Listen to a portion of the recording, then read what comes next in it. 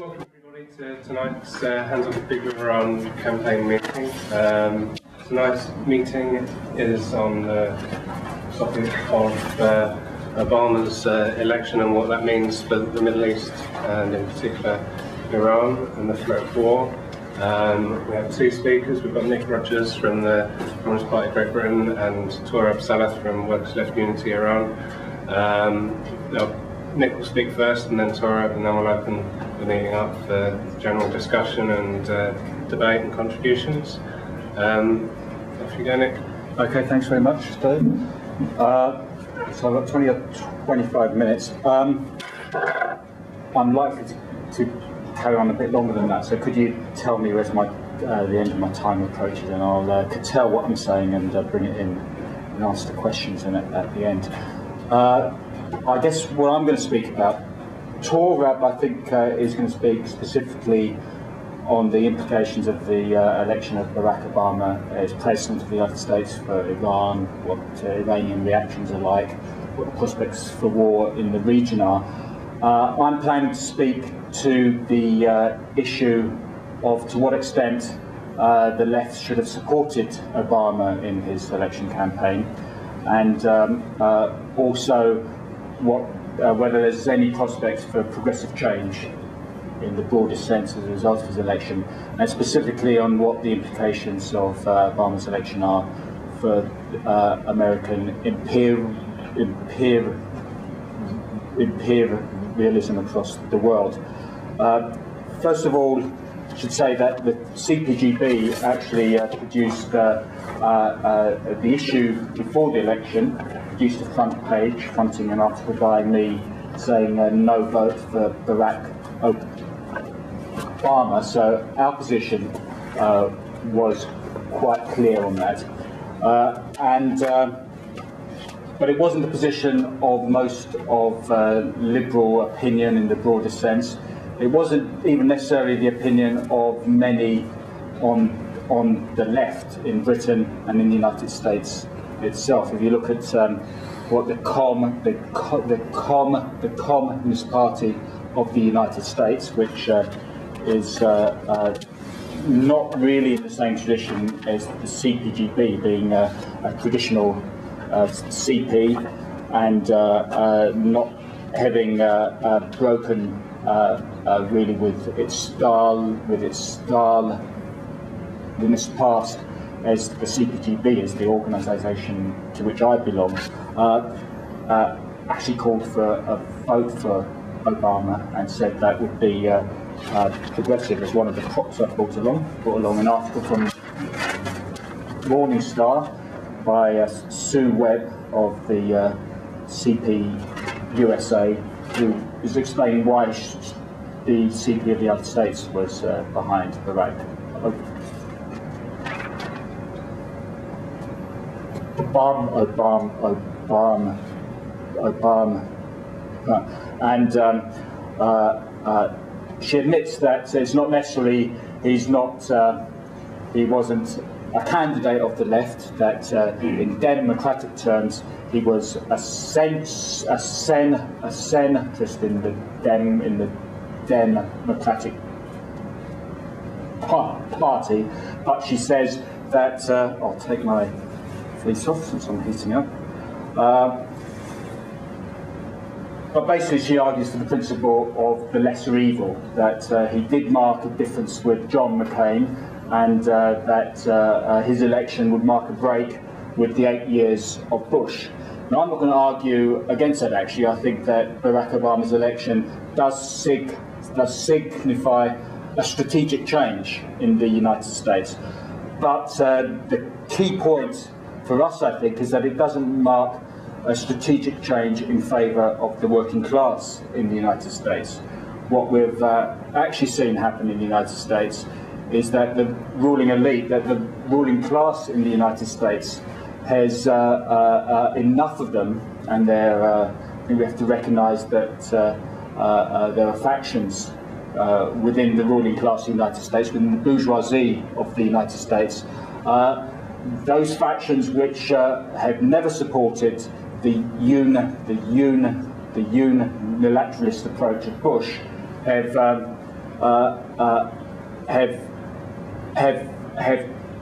have taken the lead in the strategic direction that the United States, within the leadership of the United States. Now, obviously, there was mass support for Obama. We saw that in the long election queues that happened, in the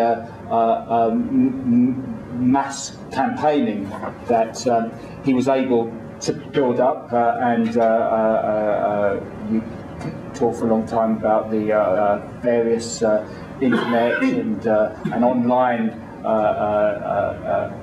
techniques which are used, which I've seen the Financial Times today are actually leaders of business in the United States are saying that the kind of techniques that Barack Obama used in his presidential campaign are exactly the same kind of marketing and advertising techniques that corporations in the United States ought to use to get over to their customers.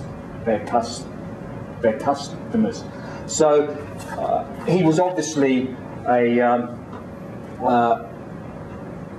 an innovative campaign that did engender a degree of enthusiasm, well, a lot of enthusiasm, you'd have to say, and especially amongst the black community in the United States. We have to recognise that, in symbolic terms, the election of the first black president in the United States is a major thing, and I don't think we should decry that. The fact that for the first 100 years of its life, the United States had slavery in the South, and right from the beginning of the occupation of North America, slavery of black Americans was of Africans brought to America was part of the way that the United States produced its wealth. It's enormously significant as far as the history of the United States is concerned, and even after abolition, the introduction of Jim Crow laws, effective segregation in the United States until 40-odd years ago, the fact that when Barack Obama was born, most black Americans could not vote, that in many states there were laws against the relationship which his Kenyan father and his mother, white American mother from Kansas had, that would have been illegal in lots of states in the United States. The fact that this guy's been elected to the highest elective office in the United States is symbolically significant as far as that is concerned. And if you look at the kind of enthusiasm it engendered in the period of the campaign, especially among black Americans, I'm thinking, but also more broadly amongst progressive opinion in the United States, it's reminiscent, I think, of the kind of thanks very much, that's what I need. It's reminiscent of the kind of enthusiasm you saw in African nations on the eve of independence, when for the first time one person, one vote elections were held, and you had black leaders elected across Africa, and you saw the same kind of high level of participation and belief that this was a new dawn, and that the kind of change which Barack Obama was talking about was actually going to happen. So I think we have to acknowledge that. However, if you look at what was Barack Obama actually promising as part of his election platform, what kind of vision was he projecting, and I think those who describe him as a centrist as far as the Democratic Party are concerned are absolutely right. In fact, if you think of, I don't know if you've seen on the web this or remember the speech he gave to the Democratic Convention 4 and a bit years ago when John Kerry was adopted, which was really the platform which projected him to national fame across the United States. There, what was he was saying there that there's no difference between red states and blue states, that Republicans and Democrats can work together, black and white, so on. He was projecting there that Americans can get together and solve problems together if they get together. And in fact, in a sense, I think there's a lot of similarities between the sort of PR message that Obama has been putting across ever since he became a politician, and the kind of message which New Labour has adopted, which that building a broad tent, trying to bring in people on a cross-class basis. There should not be a clash between workers and bosses, that these kind of divisions exist in the past. And in fact, the first person to put new in the name of a so-called left of centre party was, of course, Bill Clinton. Talked about the new Democrats in the election of '92, and it was that which New Labour explicitly stole in order to fight their election campaign in '97. It's clear to me that Obama was fighting the same kind of campaign in the United States. Much more inspiring in many ways because of the background he came from, as I was saying, than I think Clinton or particularly Blair's campaign was. But if you look at the trajectory of his career, he's well known for being the first black editor of the Harvard Law Review. He was elected to that on the basis of a kind of black caucus, a radical caucus in the Harvard student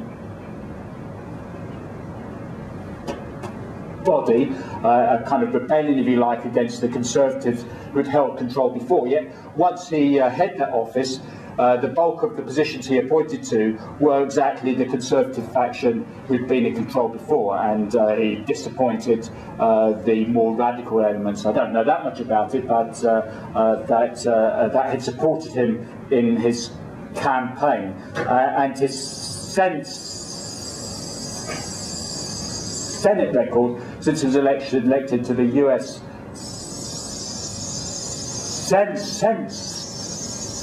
Senate 4 years ago is described in some circles as having the most liberal voting record. Yet if you compare his record to Hillary Clinton's over the last 4 years at least, there's virtually no difference between them, apart from the fact that Obama supported a class action reform bill, so-called reform, that would have restricted the ability of people to sue big companies. So the kind of actions we've seen against tobacco and polluters in the United States, he sought to restrict the size of the claims that they can make. And it's significant, I think, that the largest group of corporate backing he's had in his political career has come from the insurance industry. And he also voted against an upper limit of 30% on interest charged on credit card debt. So he's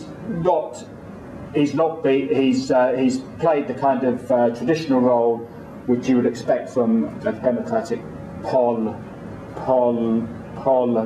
politician. Since his election, he's got a lot of kudos for the kind of appointments he's made during this long transition period, which he won't actually be inaugurated as president for almost another 2 months still. It gives him time, of course, to make all the appointments which are within his power as president to make. In fact, compared with the Prime Minister of Britain, who appoints the cabinet, the president actually has control over a couple of thousand appointments that he can make, although he'll only get really politically interested in a couple of hundred of those. So there's and who's he appointed? We're talking about secretaries. We still don't know who the bulk of those appointments are, but as his chief of staff, he's appointed Ram Emanuel to that job. He's got lots of credit for that precisely because Emmanuel's a very sharp political operator in democratic circles, was a key political operator in the Clinton presidency, and Obama has been sort of cultivating him over the last 4 years. This guy is significant as far as the politics of the Middle East are concerned, because his father is Israeli. He's Israeli himself. He chose 15 years ago, I think, to actually do his military service in the Israeli army. So I think that's and he comes from the kind of centrist right of centre tradition in the Democratic Party.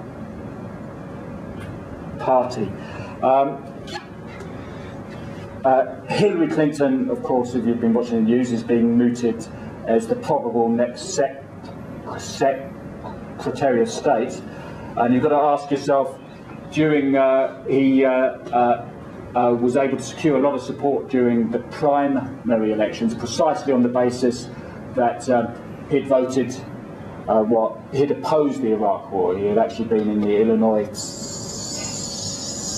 Senate when the Iraq War was declared, when the vote took place, that Hillary Clinton supported it, and it was that vote of support that dogged her election campaign when she came up against Obama, who was quite correctly able to point to an anti-war record as far as the Iraq War was concerned. It's significant, though, that as soon as the Iraq War happened, after the invasion actually took place, and there was a period when the popularity of the war was quite high in the United States for classic patriotic reasons, he pulled the speech which he made against the war. He pulled that from his website. So he's always had a sharp eye on where key political advantage lies. Yet, from defeating Hillary Clinton on the basis of the fact that she could not be trusted with the foreign policy of the United States because of the judgment she'd shown over the Iraq War, and if you watch the kind of debates that were happening there, he was hammering that point over and over. Who do we see appointed as the person who's going to be the supremo as far as the foreign policy of the United States is concerned? Exactly that. Hillary Clinton, who was by the side, as she was keen to point out, been by the side of her husband, as Bill Clinton, as he fought wars in the Balkans and carried out sanctions against Iraq and pursued the imperialist interests of the United States. This is the person who Obama thinks is a very smart move to appoint to be in charge of one of the key figures in his administration. So I think the CPGB was absolutely correct to differentiate itself from those parts of the left who were saying that because Obama was different from McCain and would mark some kind of break with Bush, that was sufficient grounds on which to support him. I think for those on the left who seek to project what we're after is pursuing the interests of the working class, and that section of society who depends on the work that they do in order to make a living. They have to sell their labour power, in Marxist terms, sorry to introduce something like that, to employers in order to make a living. If they don't do that, they don't have access to means of production, cut off from means of production, not small petty producers or so on. The vast majority of people in the society in which we live is those people that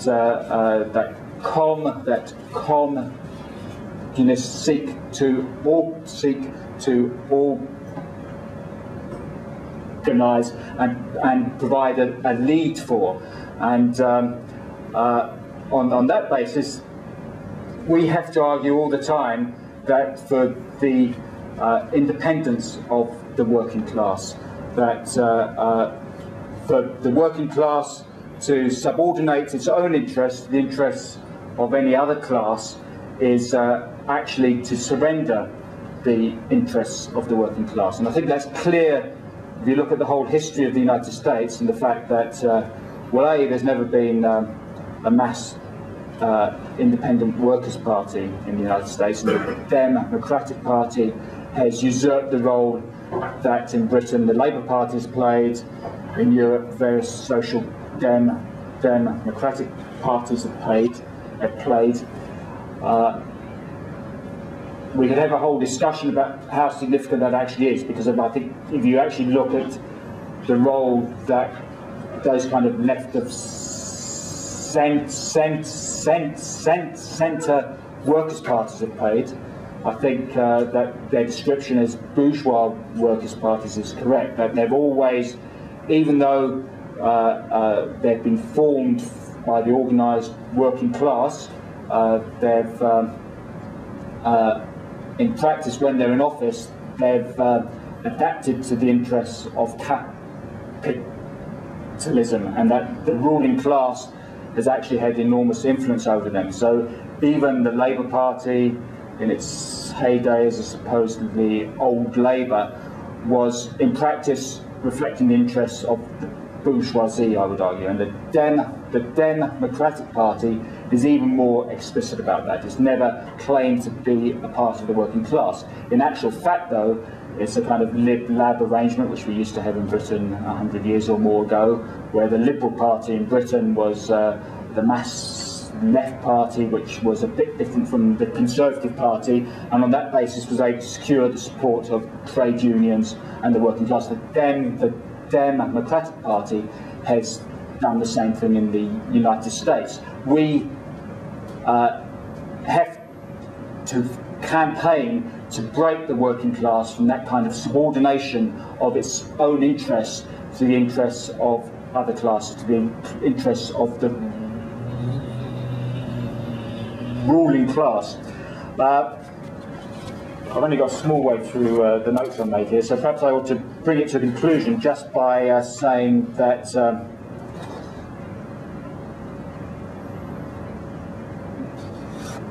nevertheless, I think that, as I introduced my talk, I think that Obama's election does represent a strategic break of sorts. It's actually good for the ruling class to have, if they've got an unpopular party in power, to have other options which don't lead to the potential for any kind of instability, let alone revolution. Jim Cregan, who's written in the Weekly Worker about the United States over the last few months, made the excellent point, I thought, that if you look at 1968 in France and the United States, why the kind of upsurge amongst students and the working class that you had there had the biggest impact in both France and the United States was precisely because there wasn't an electoral alternative to the parties that were in power at that stage. In France, de Gaulle had centralised power amongst his own Gaullist formation to such an extent that that the only option was either to turn to the the Communist Party ought to take the streets. I don't want to go into 1968, but the way that the Communist Party in the United States, in France, actually betrayed what was happening there is an issue for another day. In the United States, you had a huge degree of opposition to the Vietnam War at that stage, but it was a democratic administration, which was leading that. It was actually Johnson who had upped the ante as far as sending more troops into Vietnam was concerned, and in '68, the year of an election, what option did people have? They could either vote for Nixon. As a result of that, Johnson said he wasn't going to stand again, because there wasn't an alternative which was reflecting the mood of rebellion at the time, an electoral alternative that, however a fractured, unclear way could reflect that and could actually say we're going to go into government and turn things around. It was much more likely that that kind of opposition would be reflected in the streets and so on. That's the argument that Jim Cregan was making. Obama, precisely because of he's able to tap in to the demand for change, to the opposition to war, to the opposition to all the reactionary administration of Bush, and all the things he's done against the working class. Because he's able to tap into that, he's able to deflect that opposition into hope that by electing one person as president, you can actually bring about real change. And I think that's the second point we have to make, that the actual presidency itself as an institution is something that the working class can't support. The idea that you have one person who has, as I explained earlier, and people would be familiar with the fact that one person makes all the appointments, appoints the government in effect, even though the Congress, as far as the cabinet members are concerned, has a power of veto over that, but the only person who can propose people is the president himself, and is an enormous concentration of power in the figure of one institution and one person, which is monarchical, and was actually designed to be that. At the time that the US Constitution was formed, you had monarchies across the world, and the US presidency is an elected monarch in effect. At the same time, there's a paradox there, that you have someone elected with formally enormous power to influence things, but at the same time doesn't actually have control over the kind of political levers you would need to carry through a radical change, because of the division of power in the United States. I'm not advocating that even more power is concentrated in the presidency in the same way that Hugo Chavez, in order to carry out kind of revolution that he's talking about, seeks to concentrate power in the presidency. What we should be calling for is the abolition of the presidency, what communists in the United States should call for, rather than calling for a vote for Obama, to create illusions in the idea that one person A should have all that power, and that anyway one person can make the change that the United States needs, is the kind of illusions that we need to break the working class from. If I can just have 2 more minutes, just to lead on to what Torab is going to talk about. I think that, however, there's been the ruling class in the United States has decided largely to ditch the kind of neoconservative, the neoconservative faction of the Bush presidency, which, as a matter of fact, has lost influence over the last 4 years in any case, and if you look at the kind of people which have been appointed in the last few years under pressure from the ruling elite in the United States, such as Rice and Robert Gates at Defence, they're people which are not the kind of unilateralist neoconservatives which controlled the first 4 years of Bush's presidency. As a matter of fact, Obama today, I see, is giving heavy hints that he's offered Robert Gates at least another year to continue at Defence in his government. So if you think about the kind of hoopla and enthusiasm there was, I think that's going to be very rapidly undermined by the kind of things which Obama is actually doing. Maybe I'll come back later on and make, perhaps after Torab has spoken, on some other aspects of what could happen over the next 4 years. Okay, thanks very much, Dave.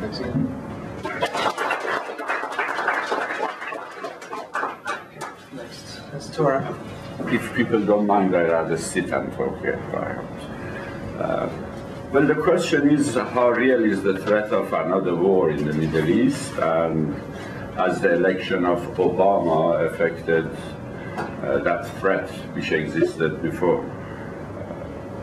I think to answer that question, you have to look at the whole of the Middle East rather than Iran in particular, because you cannot abstract from the sort of regional policy that USA has followed for many years, and it's nothing new.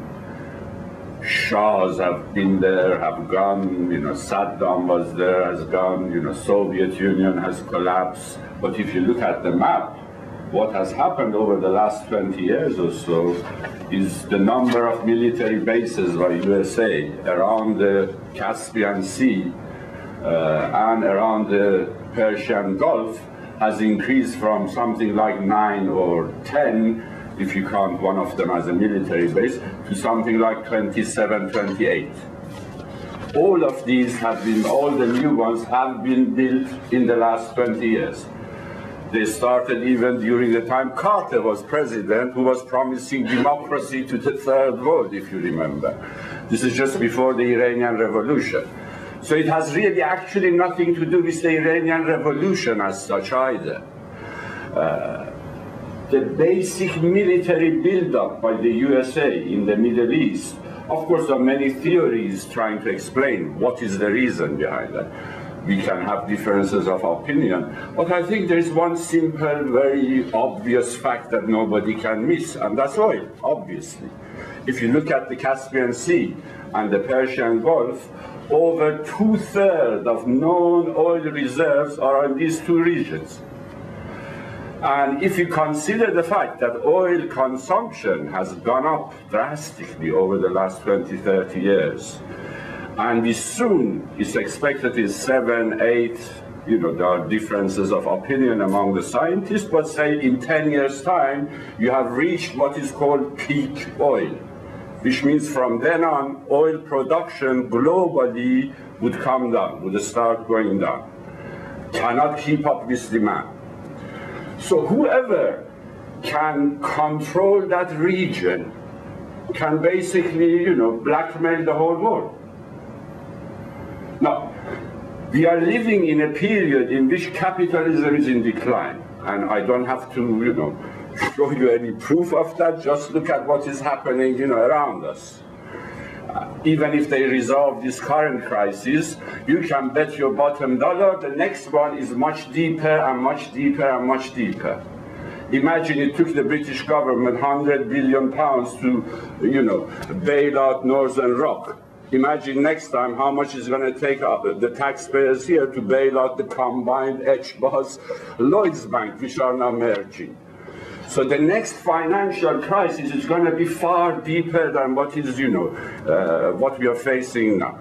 So in a period of decline of capitalism, in which the relative position of USA is even in further decline, in more rapid decline, compared to, say, Europe or China or Russia now, Obviously, the threat of war would not only not go away, but it would become a lot more real, a lot more immediate, and a lot more, vicious in the next 10, 20 years or so.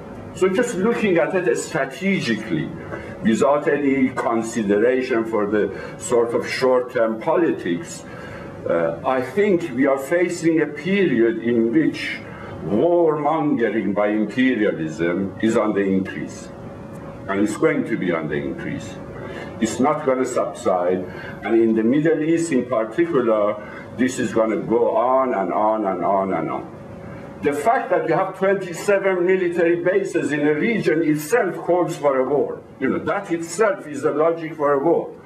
Because how can you have 27 military bases in a region, then allow any other independent armies to exist? Any army that you cannot control, you would eventually have to bring under your control. And look at Iran, which is, between the two regions, between the Caspian Sea and between the Persian Gulf. So, if you want, to just look at it from that angle, I think, first of all, war is already there. We don't have to talk about threat of war. War is already there. It has been going on for 20 years.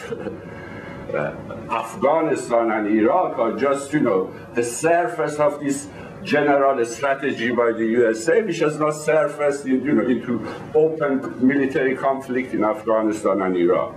This is going to go on. An election of Obama or anybody after Obama, I don't think is going to affect that strategic need of US capitalism to control the region, to be prepared for the period in which we reach this reduction in oil production globally, and basically don't allow any competition to blackmail it in the Middle East. As far as Iran is concerned, obviously we cannot predict if this threat can lead into a war immediately, in the next few months, in the next year. We never said that even before the election of Obama. We are not here in,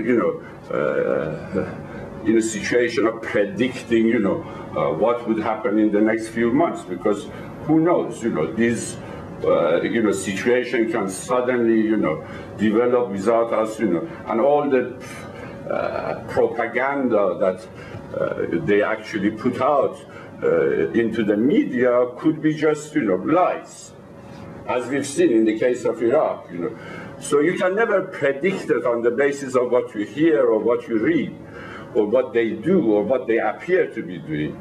But I think if you just stand back and look at it from this objective sort of angle, the threat is there. And it's going to be there long term, and eventually it's going to lead to war. I have absolutely no doubt about this. You either bring the Iranian regime completely under control, like say Saudi Arabia, or now what they're trying to do in Afghanistan or Iraq, or there would be a war. Nuclear threat is just an excuse to prepare the world public opinion for this eventuality. In terms of the Iranian regime, so of course, they can capitulate. They can, like a lot of other governments in the region, can actually ally themselves with this strategy of US imperialism. But I think there is a number of factors within the Iranian situation which makes you a lot more pessimistic about that likelihood. First of all, you have to look at the nature of the Iranian regime. The Iranian regime is a capitalist regime. You have a capitalist state in Iran. But within capitalist state, you can have many different political regimes. You can have a fascist government. You can have a police dictatorship. You can have parliamentary democracy. You can have a theocracy, as we have in Iran. But theocracy is a bit different from a military dictatorship.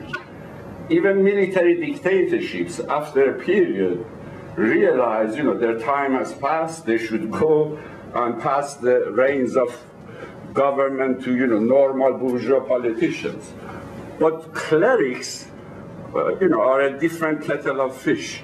I mean, in Persian, we have this proverb: if you lend somebody something and you don't expect to get it back, you say, "Mullah ate it." Which, I mean, anything you give to a mullah, you can never get back. I mean, this is a proverb. This is a Persian proverb. Now, if they have gained reins of political power, there's no way they're going to give it back. Unless, there is a revolution or there is some, major force that can bring them down, they are not going to give it back voluntarily. They are not like Pinochet. They are very different. This is a type of regime, type of government, which was ruling in Iran 700 years ago, 500 years ago. Now the chance in history has risen for them to gain back this position of power. They're not going to give it back. And we can see this contradiction. Initially, imperialism backed them, because that was their only option to safeguard against a revolution. In order to defeat the Iranian Revolution, there was no bourgeois politician which could, behead the mass movement. Mullahs served that purpose. Mullahs managed to actually safeguard the capitalist state, defeat the revolution, and more or less safeguard the interests of the world capitalist system in the region. But basically, internally and externally, sections of the bourgeoisie are not telling the mullahs, look, you did your job, thank you very much, you have served your purpose, now move. Now let us, do our, what we are good at. Let us, run the place. And mullahs are not giving it back. So if you, look at the history of the last 20 years in Iran. Every time this tendency has developed, and it develops out of the regime itself, because it's a bourgeois regime. It's a mullah bourgeois regime, but it's nevertheless a capitalist regime. So within itself, there's always these factions which erupt and want reform, want change, want to normalize the sort of bourgeois government. We have had, even Khomeini himself, before he died, became a reformist, just the last year before he died.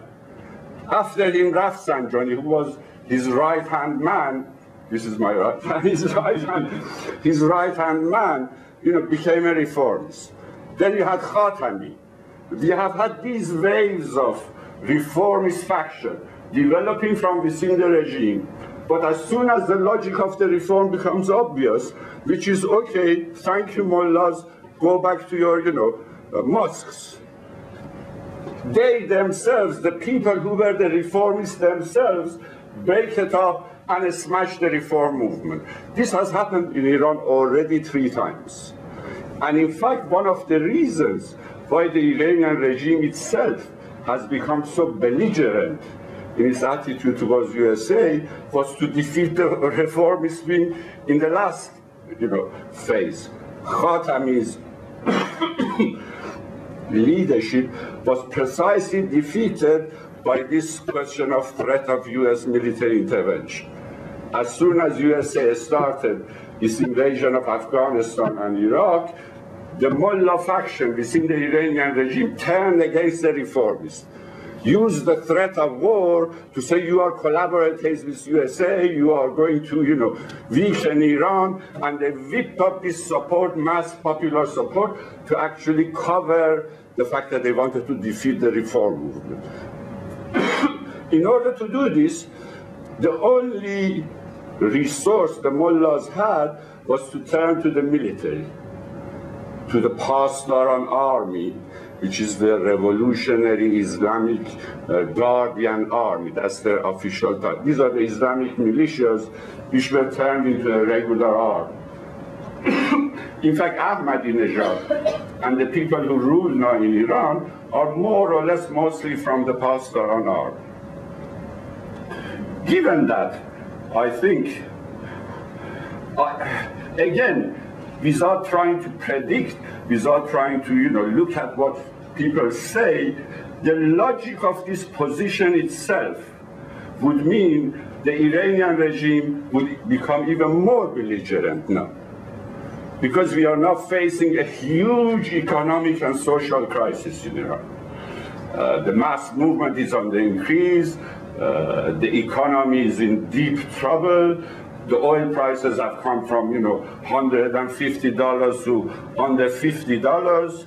6 months ago, Iranian economists were saying if it goes below $50, we are done. Iran is finished. Now it's $45. So Iranian government is going to run huge deficit in the next few years.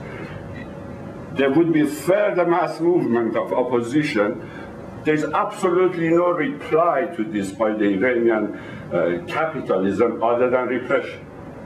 The best way to justify that repression would be threat of a war. Even if this threat doesn't exist, they would create it themselves, as they have done on many occasions. So I think, as I said, I keep on repeating, I'm not trying to predict, I'm just explaining how I look at the situation. The way I look at the situation, whichever way you analyze it, I see no alternative other than further conflict growing between the Iranian government and USA. And we are already seeing signs of it. There is, as soon as Obama was elected, there were lots of articles in the Iranian press saying, okay, this is the best time now. Hasn't this guy said, let's negotiate? Somebody even dared to suggest that, look, we have already enriched enough uranium. You've heard the report which Atomic Energy Authority has released, that Iran has got 630 kilograms of enriched uranium already. The Iranian government just yesterday protested against this leakage from the Atomic Energy Authority, because some Americans are using this, analyzing this, to say Iran can already build 2 or 3 bombs anyway. If they enrich this further on, they have enough material to build 3 bombs, which is correct. Whether or not they have the technology to build a bomb, that's another question, but they have enough nuclear material already. So what was being suggested was, okay, let's offer, a sort of peace plan to USA. Say, to show goodwill, we would stop enrichment program and let's sit and negotiate. Because don't forget, a whole faction within the Iranian regime would want legitimacy, international recognition. This would be very good for it. If it gets international recognition, it would be very happy. I mean, to me, or I'm sure to all of you, this sounds quite logical. Yeah, why not? If you were a bourgeois politician, why not? This sounds like a good, good route to take. You're facing an economic crisis, reduction in oil prices, and Obama is elected, which has said, I'm ready to talk. All you have to do is, so I have got enough uranium anyway, so let's say postpone enrichment as a good gesture, see what is your next move. As I say, somebody actually dared suggest this in the Iranian press. And probably the reason why Ahmadinejad wrote that letter of, congratulating Obama's election, was out of this type of concern. But immediately, precisely because quite a number of mullahs recognize what is the logic of this type of approach. What it means is mullahs, go back to your mosques, basically. That's the logic of this type of approach. They reacted against it. In fact, now, the same Ahmadinejad who wrote that letter of congratulation yesterday in a speech said, in fact, what we did forced, US, defeated Bush and forced the election of Obama. We brought Obama to power. So they're already getting even more belligerent than they were during the Bush time. So as I said, I myself think a lot would depend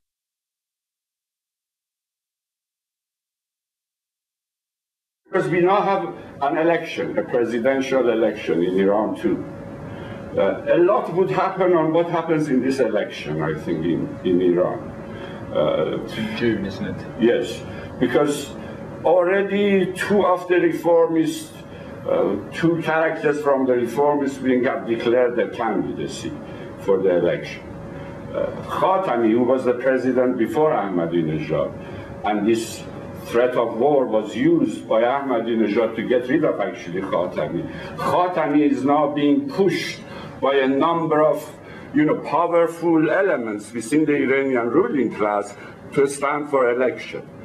It's funny, I don't know if you've seen it or not, even his mother, who's 90 years old, they have had this interview with his mother, who's encouraging her son to stand for election. So there's a lot of pressure on Khatami to stand for election, because he can unite all the reformist wings. Whether or not he stands for election itself is very significant. I think if they think the Pasdaran army would allow them to stand in the election, they would stand. And if they do stand, there's a very strong likelihood that they would get elected. Because to be perfectly honest, in Iran, even if you put a monkey as a candidate, it's, as long as this monkey, doesn't like the mullahs, he would get the popular vote. So anybody you put against the mullahs would get the vote in Iran. If they allow actually the voting to take place, which they have never allowed so far. If the pressure is so much, so strong in terms of balance of forces, that the ruling elite doesn't have a choice and has to allow Khatami to stand, then I think, yes, things can change. Because the reformist wing within the Iranian regime has already declared this intention. We are ready for a deal. We are ready for a deal with USA as long as USA recognizes the legitimacy of the Islamic government in Iran. This is their line. This is their declared line. So there is that alternative too, that if, given the balance of forces in Iran, the reformist faction manages to put up a good candidate in the next presidential election and actually gain power, there is very much a likelihood of a deal.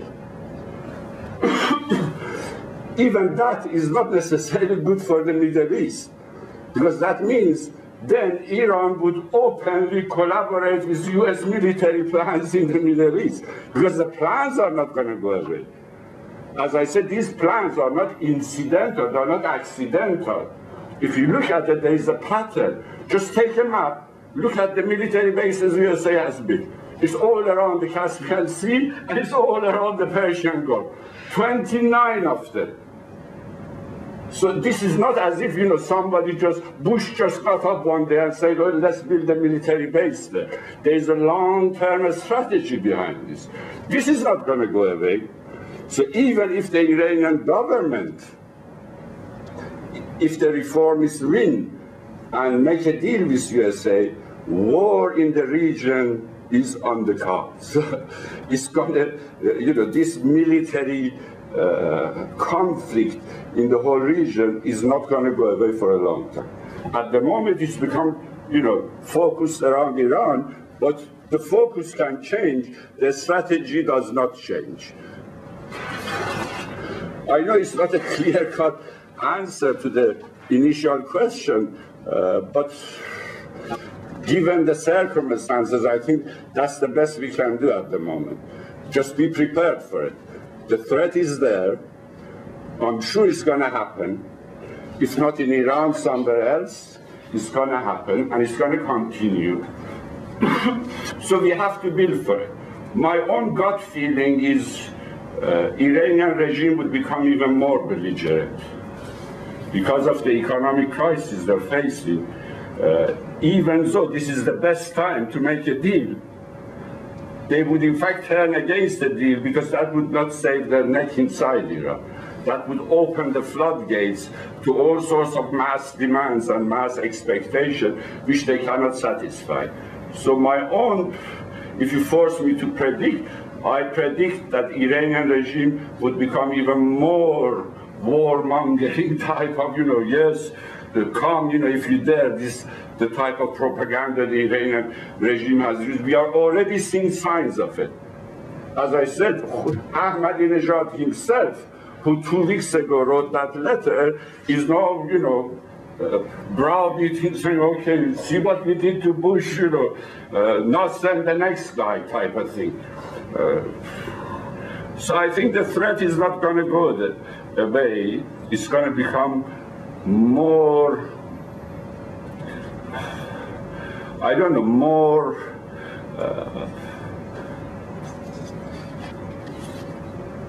how can you, but I'm trying to find a word which best explains my expectation. I think using this threat of war would become a lot more necessary for the Iranian regime to actually divert attention internally. So they're going to use this a lot more. Given that long-term strategy of USA, this is, a recipe for war. And in all of this, I have not even mentioned Israel. Don't forget, even if these two agree, although Israel is a, sort of client state, it's not an independent state by any stretch of imagination. Nevertheless, there are enough, military power, and there's enough, belligerency inside the ruling elite in Israel that if they see a deal is being made, they could, independently start, this war. As I don't know if you read today or yesterday, Olmert has actually come out and said, USA has never told us don't go to war. There's a lot of pressure. If you remember, Robert Owen, even David Owen, even a few weeks ago, wrote this letter: "Please stop Israel, because this is going to, totally destroy the whole region. If Israel starts this war." They have actually said, "No, USA has never told us don't go to war. If our security is threatened, we would go to war." And not only Israel. Look at Saudi Arabia. Saudi Arabia is becoming a lot more, worried about the Iranian regime's influence in the region. Because more or less in Iraq, Iran now dominates. In northern Afghanistan, Iranian followers of the Iranian regime dominate. And some of the sheikhs, in the Gulf are feeling threatened. And don't forget they hold billions and billions and billions of dollars in this, period of financial crisis. They have a lot of muscle, They can put a lot of pressure on imperialism to do their bidding. So even leaving these two factors aside, Israel and the Arab sheikhs in the Gulf, the oil-rich, ruling class of the Gulf, I think the threat is there. And I see it becoming even more real and more immediate. Thank you very much.